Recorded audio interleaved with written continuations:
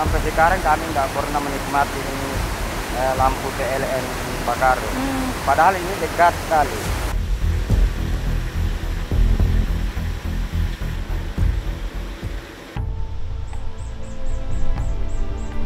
Permasalahan akses jalan ternyata tidak hanya berimbas kepada perekonomian warga Desa Leta.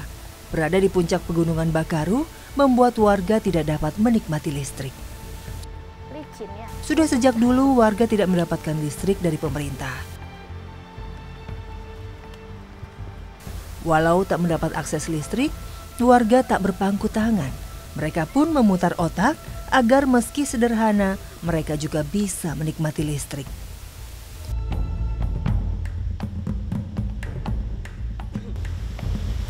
Hari ini kami akan menuju lokasi kincir air pembangkit listrik swadaya milik warga. Pengecekan dilakukan 2 kali dalam seminggu secara bergiliran.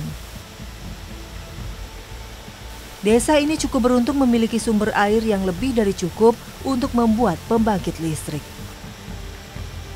Namun lagi-lagi, lokasi kincir air cukup jauh dari pemukiman warga dan harus melewati jalan perbukitan.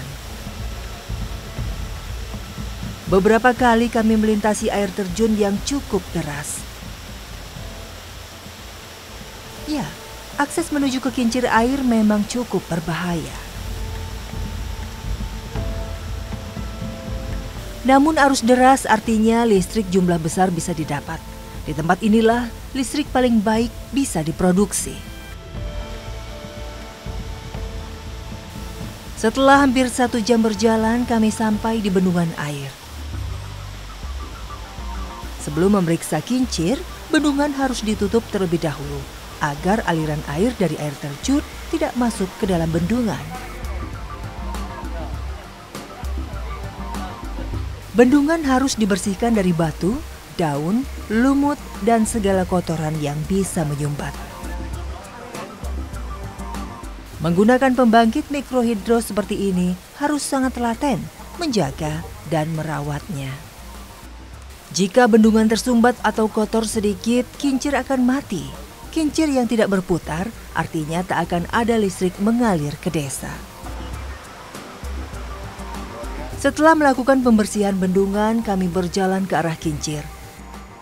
Jarak antara bendungan dengan kincir sekitar 500 meter ke bawah.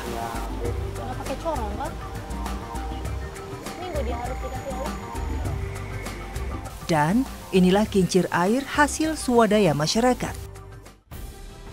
Saya hampir tak percaya bahwa kincir air Desa Leta dibuat berdasar pengetahuan membuat kincir air yang mereka dapat dari televisi.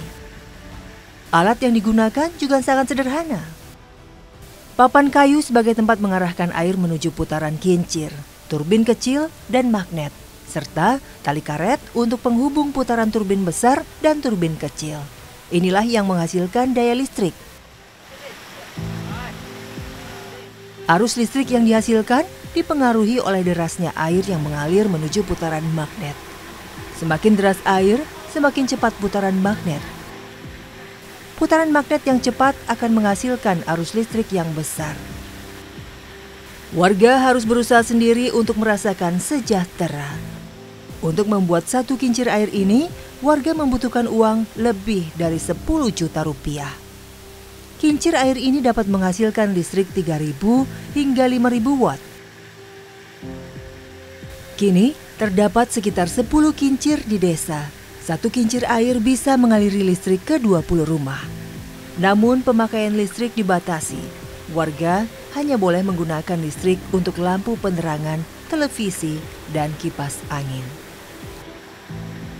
Di luar itu, daya listrik tidak akan kuat dan beresiko korslet. Waktu zaman Soeharto itu, kalau saya nggak salah, tahun 91 diresmikan. Gitu. Dan sampai sekarang kami nggak pernah menikmati ini lampu PLN Bakaru. Padahal ini dekat sekali. Dibandingkan dengan di kota-kota yang lain jauh, kenapa dia bisa dapat mendapatkan semua masyarakatnya? Pernah minta nggak, Pak? Hah? Pernah minta nggak? Ya kami harapkan saja sama pemerintah, karena kami masyarakat kan masyarakat bodoh, tidak tahu apa-apa. Potensi Desa Leta sebenarnya luar biasa banyaknya. Dusun Leta adalah bagian dari Kabupaten Pinrang yang dikenal sebagai salah satu lumbung pangan atau beras di Sulawesi Selatan. Salah satu wilayah yang paling besar memasok hasil taninya adalah Desa Leta. Berbatasan wilayah dengan Tanah Toraja dan Selat Makassar, Kabupaten Pinrang juga menyimpan potensi wisata alam yang sungguh luar biasa.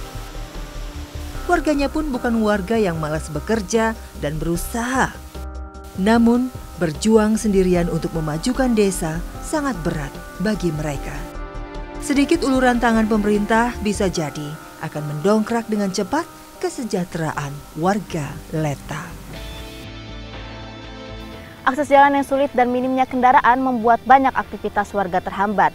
Begitu pula dengan potensi alam yang mereka punya. Keindahan alam yang seharusnya bisa dimanfaatkan untuk membantu perekonomian warga tidak dijadikan solusi. Sampai kapankah Desa Leta harus begini? Sekian Indonesiaku kali ini, sampai jumpa.